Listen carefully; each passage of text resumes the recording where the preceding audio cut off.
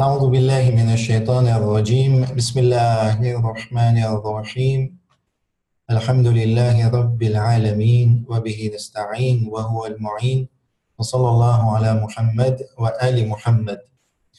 Donc, bienvenue pour cette 8e session de notre atelier réflexion coranique.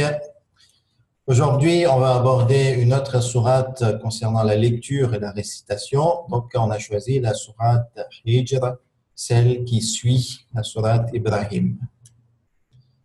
بسم الله الرحمن الرحيم ألف لام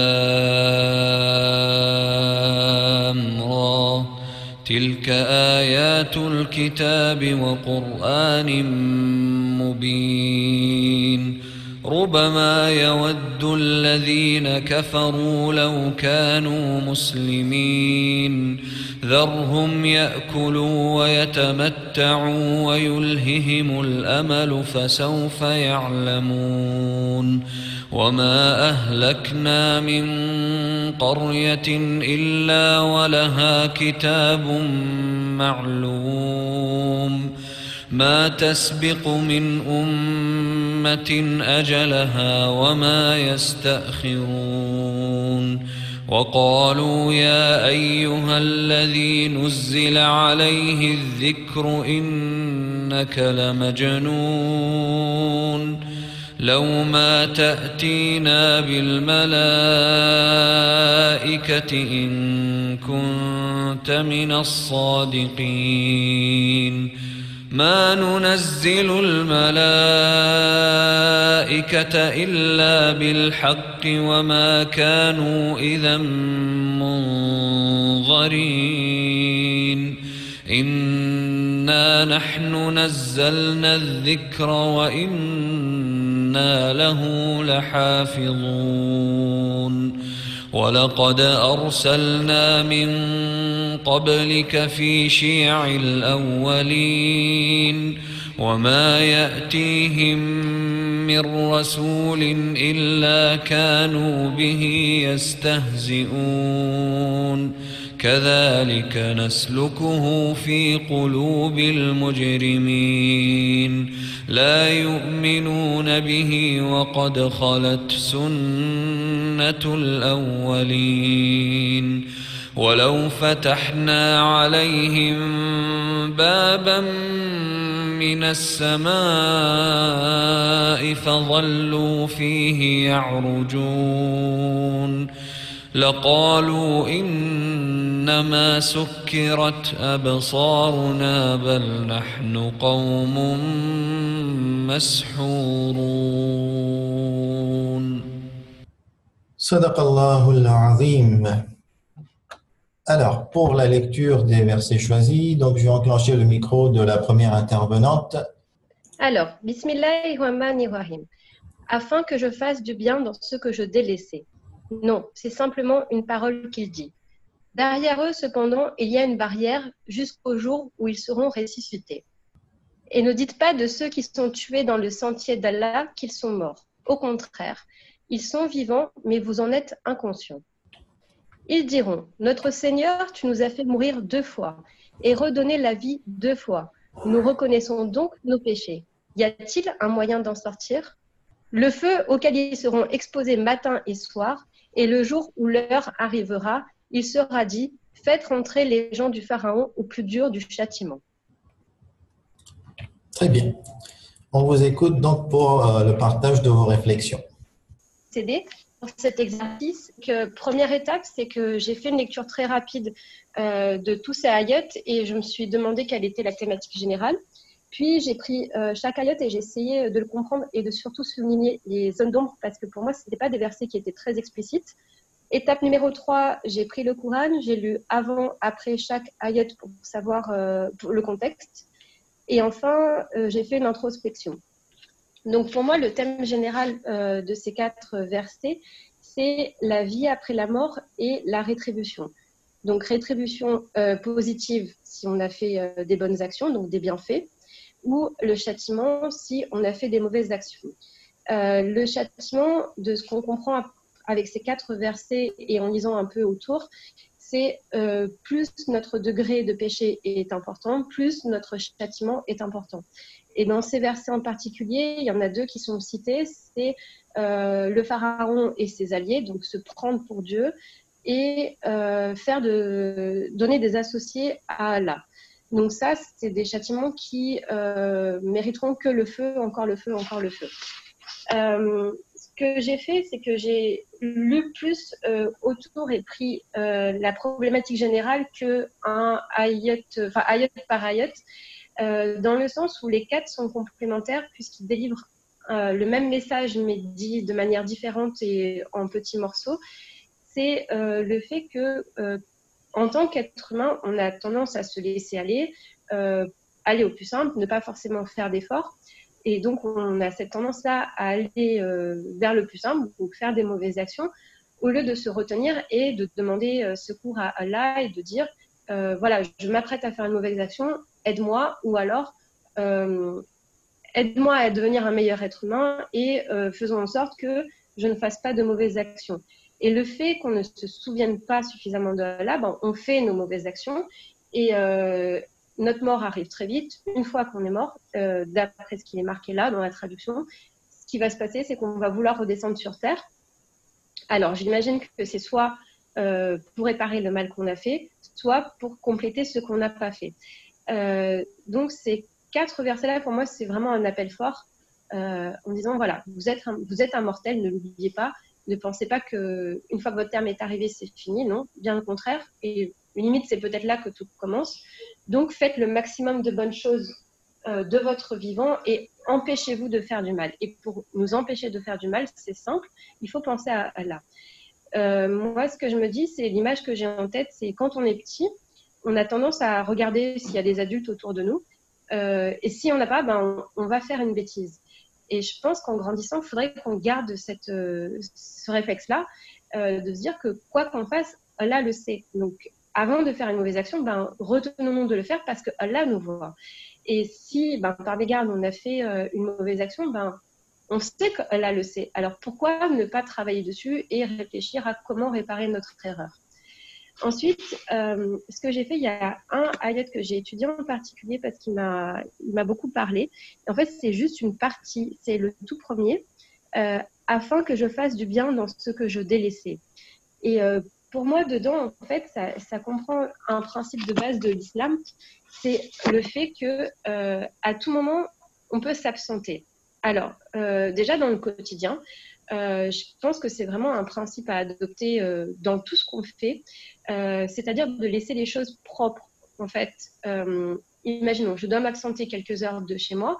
Il faut que les choses que je devais faire soient faites de manière à ce que quand les gens de ma famille rentrent avant moi, ben, ils retrouvent les choses là où elles devaient être que toutes les choses soient faites et qu'ils ne soient pas troublés. De même, quand on part en vacances, on va avoir tendance à donner des consignes à nos collaborateurs, à nos partenaires clients, fournisseurs, de manière à ce qu'ils ne soient pas dans le trouble. Donc ça, c'est quand on est dans un départ planifié.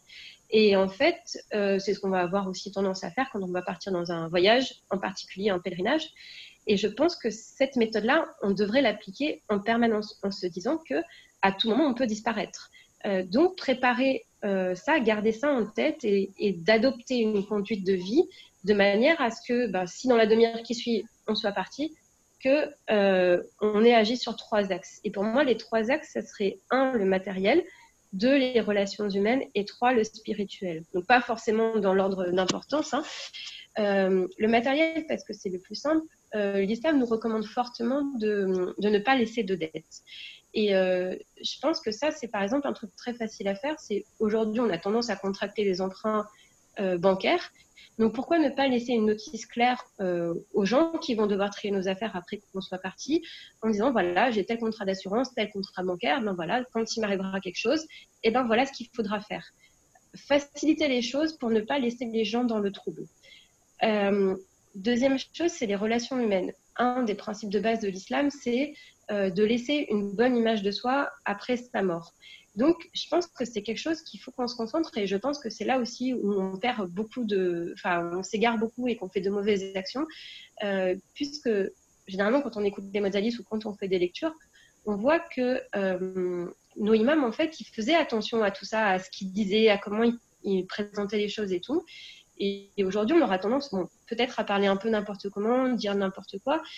Ça, c'est quelque chose auquel on doit faire attention aussi, garder des relations saines, parce que finalement, quand une personne part, si quelqu'un vient vous dire cette personne-là qui est partie, qui était quelqu'un de ta famille, a fait beaucoup de bien autour de soi, ben, on peut se dire que peut-être que cette personne a fait suffisamment de bien pour que les gens s'en souviennent en bien et qu'ils vont faire des doigts et des fatias pour cette personne et que son ardoise de méfait va petit à petit s'effacer.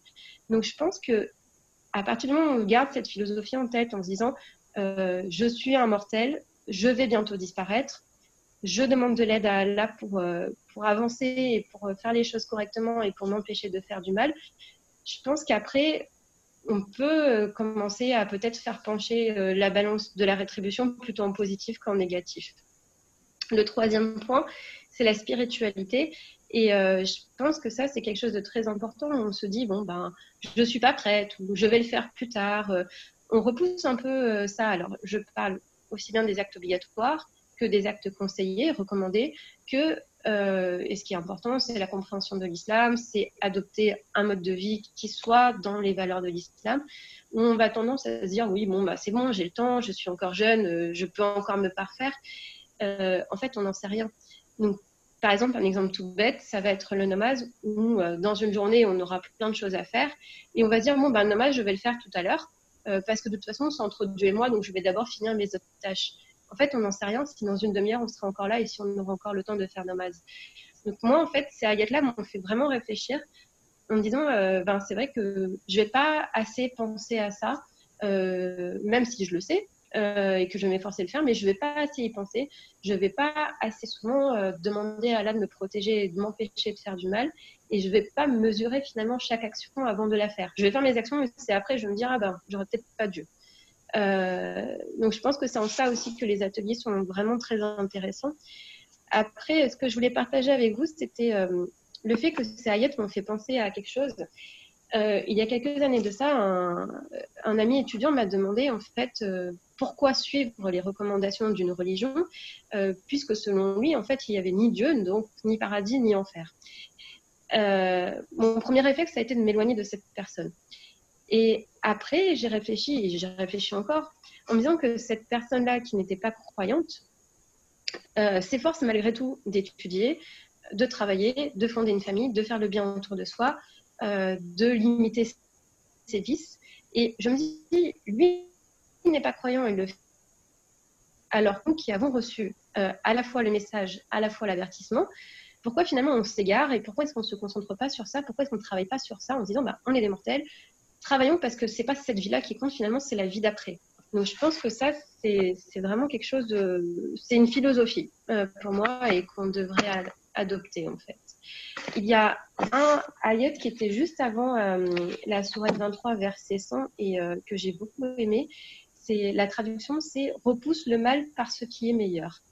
Et je pense que ça, c'est quelque chose qu'on peut vraiment garder en tête en s'efforçant toujours de donner le meilleur de soi, le meilleur dans chaque chose. Et petit à petit, en fait, en force de donner le meilleur, ben, peut-être que le mal, on y pensera moins et que le mal, ben, de lui-même va s'en aller peut-être.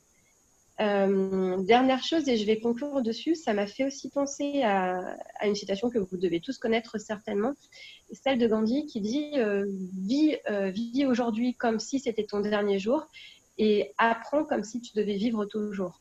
Et je pense que c'est complètement compatible avec la philosophie de l'islam en se disant tu es un mortel, tu vas mourir, concentre-toi sur ce que tu dois faire, ce qu'il faut que ce soit être fait avant ton départ pour toujours.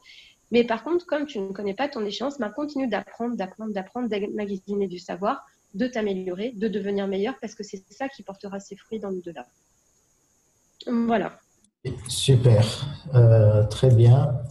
Je vous remercie. Et surtout, personnellement, j'ai apprécié le côté pratique à partir, on va dire, d'une seule portion du verset 123.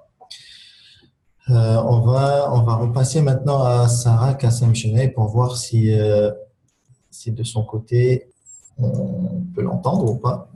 D'accord. Alors, moi, j'ai un peu procédé de la même façon que Chebina. sauf que j'ai pas fait d'introspection à la fin, donc j'ai été très impressionnée par son introspection. Je suis allée du coup verset par verset et j'ai lu avant, après aussi, et le thème commun que j'ai dégagé, c'était l'au-delà et la mort.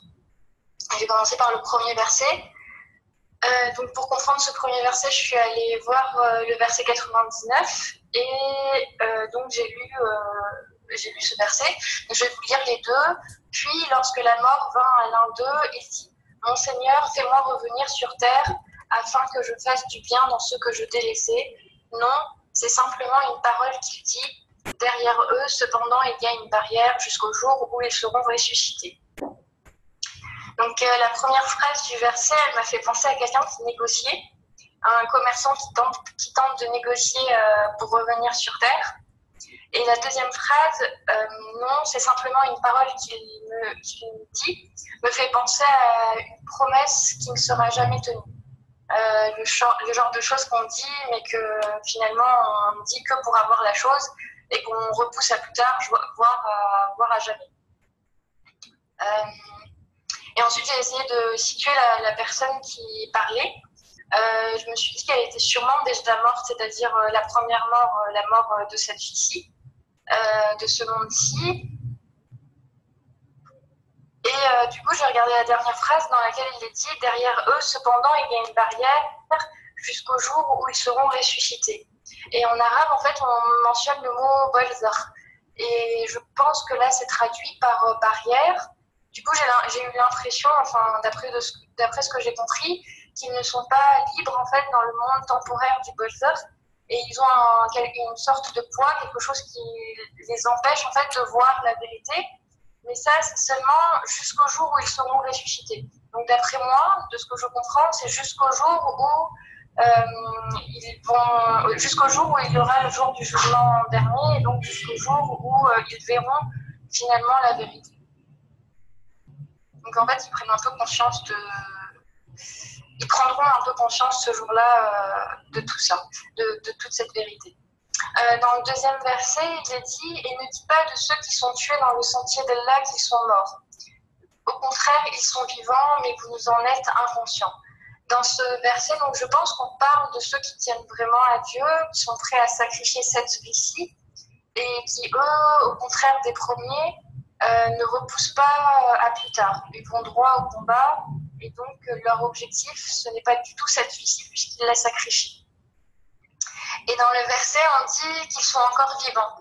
Et je me demandais justement de quel type de vie on parlait. Est-ce qu'ils sont vivants parce qu'on se souvient de leur sacrifice, ou est-ce qu'ils sont vivants autrement? Je ne sais pas trop. Donc je pense que je fais un peu partie des inconscients là dont on parle, parce que je ne me rends pas forcément compte de quelle vie ils sont encore dotés. Ensuite, dans le troisième verset, il est dit ils diront « Notre Seigneur, tu nous as fait mourir 2 fois et redonner la vie 2 fois. Nous reconnaissons donc nos péchés. Y a-t-il un moyen d'en sortir ?» Donc, dans ce verset, on voit qu'on parle de 2 morts. D'après moi, la première, c'est celle de cette vie-ci, de la vie mondaine, alors que la deuxième mort, c'est celle qui aura lieu, enfin, d'après moi, encore une fois, après le bolzar. Et les 2 vies dont il est question, à mon avis, c'est celle de ce monde-ci, c'est-à-dire la vie mondaine. Et la deuxième vie, d'après moi, donc, c'est quand on sera ressuscité le jour du jugement dernier. Et donc, en fait, quand les personnes, elles parlent dans ce verset, j'ai l'impression qu'en fait, elles ont vu la réalité de la vie de ce monde et qu'elles ont vu le bolzar et qu'après avoir vu tout ça, elles se sont dit « Ah bah oui, effectivement, tout ça c'était vrai, tout ce qui était écrit, tout ce qui était dit par les prophètes, etc., tout était vrai. » Et finalement, elles ont cru, mais après avoir vu tout ça. Et du coup, en fait, elles reconnaissent leurs péchés, mais après tout ça. Et en fait, c'est très... Enfin, moi, ça m'a tilté quand j'ai vu « Nous reconnaissons donc ». Le donc, là, il m'a vraiment fait penser à une relation logique avec le début, c'est-à-dire que d'abord, il y a un constat. Bon, ben, notre Seigneur, tu nous as fait mourir 2 fois et redonner la vie 2 fois. Ben, on reconnaît qu'on a finalement fauté, qu'on a finalement fait de mauvaises choses.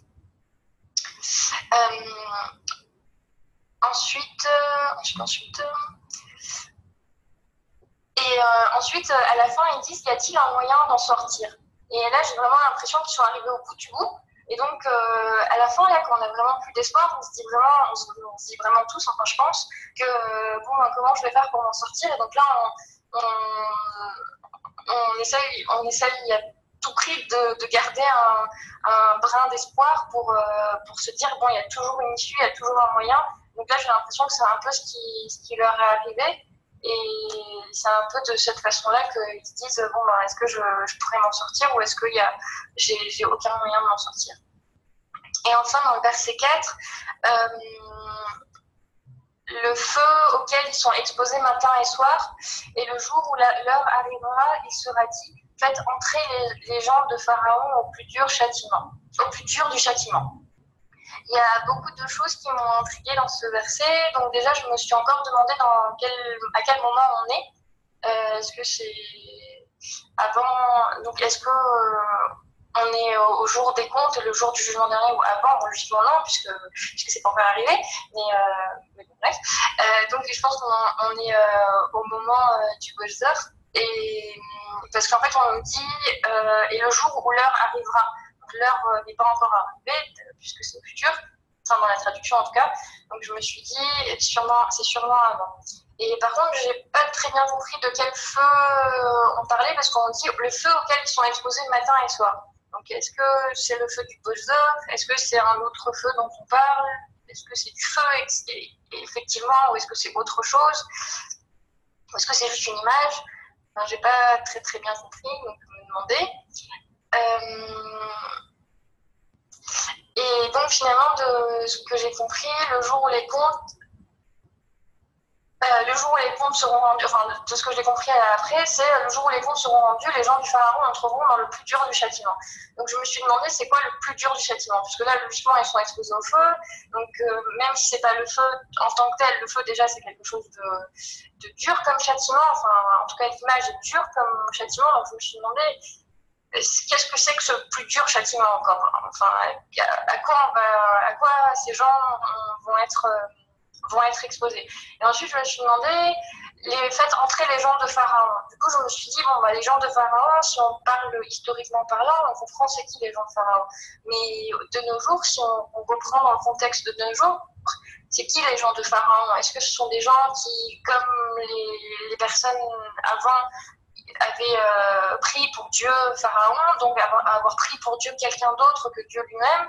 Est-ce que c'est ceux qui font shirk? Est-ce que c'est ceux qui font passer Dieu avant les autres?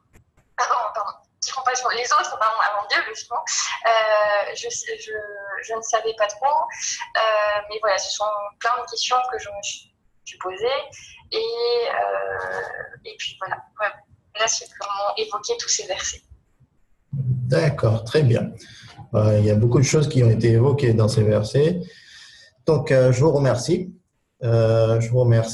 Et je vais enchaîner donc avec le thème que moi j'avais rapporté de Cheikh Sobhani.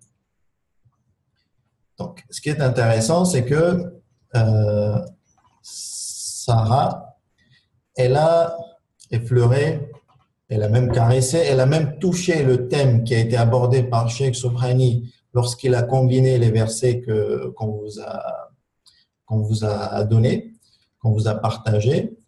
Mais lorsqu'il fallait mettre le titre, Sarah, elle a mis l'au-delà et la mort, alors que le terme qu'elle a le plus utilisé, c'était Barzakh. Et c'est le thème choisi par Cheikh Sobhani. Donc, je rappelle, hier, on a déjà commencé à aborder le comment de la vie de l'au-delà et surtout sous quelle forme nous serons ressuscités. On a fait part de plusieurs opinions et une opinion célèbre qui se dégage chez les savants contemporains chiites. Donc, on avait dit hier que nous, on conçoit les choses de façon très, très temporelle. On est dans l'espace-temps et le temps, on va dire, une emprise sur nous. Et non, on n'arrive même pas à réfléchir en dehors de l'emprise du temps. Nos repères sont les repères spatio-temporels. À partir de là, donc, on vit dans ce monde, on meurt, et ensuite, tel qu'on l'a toujours cru fortement, c'est acquis, il y a le barzakh, ensuite il y aura la résurrection, et après les comptes au-delà, le paradis et l'enfer. Notre discussion d'aujourd'hui concerne le barzakh. Et le barzakh commence à partir de la mort. Donc, lorsque l'âme ou le nafs se sépare du corps, séparation ici, ça peut engendrer plusieurs types de sens. Sans entrer dans les détails pour le moment, on va employer pour le moment ce terme-là. Et commence donc le début de la vie du barzakh, et ensuite continuera la vie du barzakh jusqu'au jour où Israfil va souffler dans la trompe, où tout le monde n'aura plus de vie, et il va souffler à nouveau dans la trompe, et là, tout le monde va être ressuscité pour le jour du jugement. Donc, notre discussion concerne le barzakh. C'est acquis après la mort, c'est le début de la vie de l'au-delà, et cette première partie, on l'appelle le barzakh. Mais n'avez-vous jamais entendu cette opinion qui dit qu'après la mort, tout le monde, tous ceux qui meurent, en fait, ils sont dans le repos total, il n'y a pas de vie après la mort, et le jour de la résurrection, c'est là que les gens seront ressuscités. Donc, il y a un gap temporel entre la mort et la résurrection où rien ne se passe pour l'être humain. Chez les chiites, je n'ai trouvé personne qui aille vers cette opinion de façon absolue. Mais chez les sunnites, nous avons certains penseurs qui pensent ainsi, et on va faire part de leur opinion. Mais avant cela, donc Cheikh Soubrani, lorsqu'il a combiné les versets que nous avons cités, donc il parle clairement du barzakh. Le barzakh, littéralement, ça veut dire intervalle, ça veut aussi dire barrière, mais pas une barrière qui veut dire automatiquement empêchement. En fait, c'est la barrière de séparation, c'est pour séparer. C'est l'intervalle. L'intervalle est meilleur que barrière parce que des fois, le terme barrière, il comporte ce sens où on est en prison, comme l'a cité Sarah. Et donc, ici, on va dire une des traductions proposées pour le monde du barzakh, c'est le monde intermédiaire et non le purgatoire. Parce que dans le monde intermédiaire, on n'est pas obligé de purger ses fautes. S'il n'y a pas de faute, à ce moment-là, on profite déjà des bénédictions divines dans ce monde intermédiaire. Alors, concernant Cheikh Soubrani, mais pas uniquement Cheikh Soubrani, la plupart, peut-être même quasi l'unanimité des savants chiites, le barzakh est une réalité coranique, il n'y a pas de doute dessus, et donc on se base sur ces versets pour le prouver. Et c'est là que le premier verset, il parlait du barzakh, donc la notion du barzakh a été évoquée. Ensuite, dans le second verset, on parlait des martyrs qui sont en vie, et des questionnements ont été soulevés. Mais ils sont en vie où? Parce que si on parle de vie, qu'est-ce qui se passe? Ils sont en vie, pourtant ils viennent de mourir, ils sont shahids, ils sont tombés en martyrs, et ils ne vivent plus dans ce monde-là. Et c'est là que Dieu, dans ce verset, il confirme, ils sont en vie, ça veut dire qu'il y a un endroit, un monde où ils sont en vie, et donc quand on cumule les versets, c'est le monde du barzakh. Et dans d'autres versets, on cite qu'ils profitent des grâces de Dieu. Sachant que je rappelle, pour celui qui est matérialiste, pour celui qui ne croit pas, pour lui, la fin de l'existence de l'être humain, c'est la mort. Donc, une fois qu'une personne meurt, c'est fini. Après, elle n'existe plus. Alors que chez le croyant, on ne parle pas d'anéantissement. La mort n'est qu'un passage d'un monde à un autre. Donc, ici, c'est vrai, on meurt, c'est le terme mort qu'on utilise. Mais ensuite, on est toujours en vie ou on revit quelque part dans le monde du barzakh et ensuite dans le monde de la résurrection et du jour du jugement. Le deuxième verset, c'est les deux renaissance, deux morts. Donc, c'est après la mort, après le barzakh. Et ça, la deuxième intervenante l'a très, très bien cité. Deux morts après la vie du monde et après la vie du barzakh. Et enfin, les gens du pharaon sont exposés au feu matin et soir. Donc là aussi, on combine et on déduit qu'ils sont dans le barzakh en train de subir un degré de châtiment. Et le degré de châtiment, c'est qu'ils sont exposés au feu matin et soir, c'est-à-dire continuellement. Il n'y a pas de répit, mais là, ils ne sont pas encore dans le feu. Donc, le fait même d'être exposé à la chaleur du feu, à cette chose très, très grandiose qui fait énormément peur, c'est en soi un grand supplice. Donc, ils subissent ce supplice dans le barzakh en attendant le jour du jugement où ils iront dans le feu de l'enfer et là, ils vont subir ce châtiment et ce supplice pleinement. Ensuite, il y a les riwayat aussi, il y a énormément de riwayat qui indiquent l'existence de la vie du barzakh.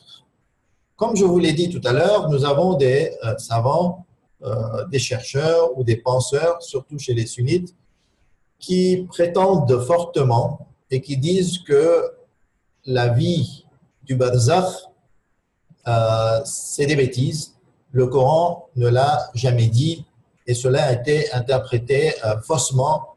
Et les riwayat, malgré la multitude de riwayat que nous retrouvons, en fait, ont été forgés au nom du prophète. Et donc là, il faut faire attention.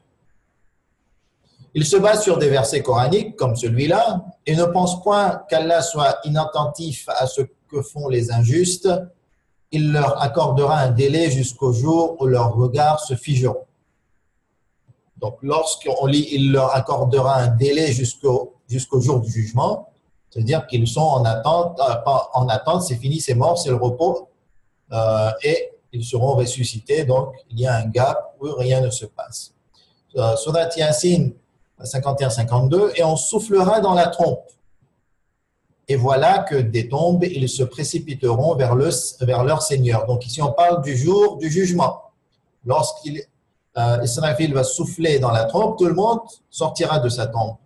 Et qu'est-ce que diront les gens? Malheur à nous, qui nous a ressuscités de là où nous dormions. Donc, ce penseur, il déduit que les gens, selon le Coran, ils disent qu'ils dormaient. C'est-à-dire que rien ne s'est passé, il n'y avait pas de barzakh. Et s'il n'y a pas de barzakh, il n'y a pas de barzakh, il ne faut pas aller l'inventer. Et il se base sur d'autres versets, d'autres types de preuves pour déduire que voilà, le barzakh n'existe pas. Bien entendu, ces penseurs sont extrêmement minoritaires. Moi, c'est même pas 1%, c'est 0,0 peut-être 10%. Bon, j'ai pas de statistiques, mais on n'en rencontre pas beaucoup. Mais voilà, je voulais vous faire part de cette opinion pour vous dire qu'elle existe. Aujourd'hui, l'unanimité, parce que ceux-là sont insignifiants en termes de nombre, l'unanimité des musulmans, des chercheurs, des savants considèrent pour acquis l'existence du barzakh. Donc, pour le moment, je ne vais pas rentrer dans ce débat et essayer de désavouer les preuves et les interprétations qui ont été faites de ces versets. Deuxième point, là ici c'est un débat interchiite. Nous avons Cheikh Moufid, un éminent savant chiite du 4e siècle de l'Hégire. Et lui, il a une opinion un petit peu plus édulcorée que ce que nous trouvons de façon quasi unanime chez les savants, notamment les savants contemporains. Puisque chez nous, voilà, les savants admettent que après la mort, tous passeront par l'étape du barzakh. Croyants, incroyants, obéissants, rebelles, désobéissants, tous vivront donc cette partie du barzakh avant le jour du jugement. Mais Cheikh Moufid, il a une opinion un petit peu plus atténuée. Il classe les personnes en 4 catégories. Tous ceux qui vont mourir seront classés en 4 catégories. La première catégorie, ce sont les croyants obéissants. Ceux-là seront ressuscités par Allah au barzakh, bien entendu, donc ils auront la vie au barzakh. et seront avec les amis d'Allah, les proches awliya d'Allah, et ils vont profiter des grâces du paradis du barzakh. Donc des grâces du barzakh qui sont finalement un degré du paradis. Nous avons ensuite la deuxième catégorie des gens, ce sont les incrédules, ceux qui ont refusé de croire au message d'Allah, de croire en Allah, ceux-là qui sont désobéissants, qui sont rebelles, ceux-là, ils vont être ressuscités avec leurs leaders qui les ont menés dans le feu et seront humiliés dans le feu, ou plutôt exposés dans le feu, exposés au feu, pardon, et verront plusieurs types de supplices avant de goûter au supplice beaucoup plus intense le jour du jugement. Nous avons maintenant une troisième catégorie de personnes, ce sont les croyants désobéissants. Mais leur désobéissance n'était pas due à une réfutation, à une rébellion, à une désinvolture. Non, ils désobéissaient parce que la passion a pris une emprise sur eux, ils n'ont pas eu le temps de demander pardon, donc ils subissaient quelque part une situation où là, ils désobéissaient Dieu. Concernant cette troisième catégorie, Cheikh Moufid dit qu'il ne se prononce pas, c'est-à-dire qu'il pourrait être ressuscité au barzakh, et donc à ce moment-là, s'ils étaient ressuscités au barzakh, les erreurs qu'ils avaient faites auraient été, on va dire, par le châtiment, ils auraient purgé leurs erreurs à travers le châtiment. Et petit à petit, donc, ils auraient, on va dire, fait pencher la balance vers les bonnes actions. Ou sinon, ils pourraient ne pas être ressuscités, donc ils attendent, ils dorment dans la tombe, rien ne se passe, et ils vont être ressuscités le jour du jugement, et les comptes seront faits, et ils mériteront ce qu'ils mériteront. Enfin, nous avons une quatrième catégorie de personnes, les incrédules indélibérés. C'est-à-dire ceux qui n'ont pas cru, mais pas de façon rebelle, pas parce qu'ils ont réfuté et refusé en voyant la vérité. Ce sont les incrédules qui, soit par ignorance, et ils ont subi l'ignorance parce que le message ne leur est pas parvenu, parce qu'il y avait tout un contexte qu'ils ont subi, et donc ils n'ont pas cru. Ces incrédules, ils ne seront pas ressuscités jusqu'au jour de la résurrection, et lorsque Israfil va souffler dans la tombe, tous vont se mettre debout, sortir de leur tombe, et là, ils seront présents le jour du jugement. Donc, cet avis est un avis minoritaire chez les chiites, comme je l'ai dit au tout départ. La grande majorité des savants ne sont pas d'accord avec ce type de catégorisation. Eux, ils disent que non, tous passeront par l'étape du barzakh.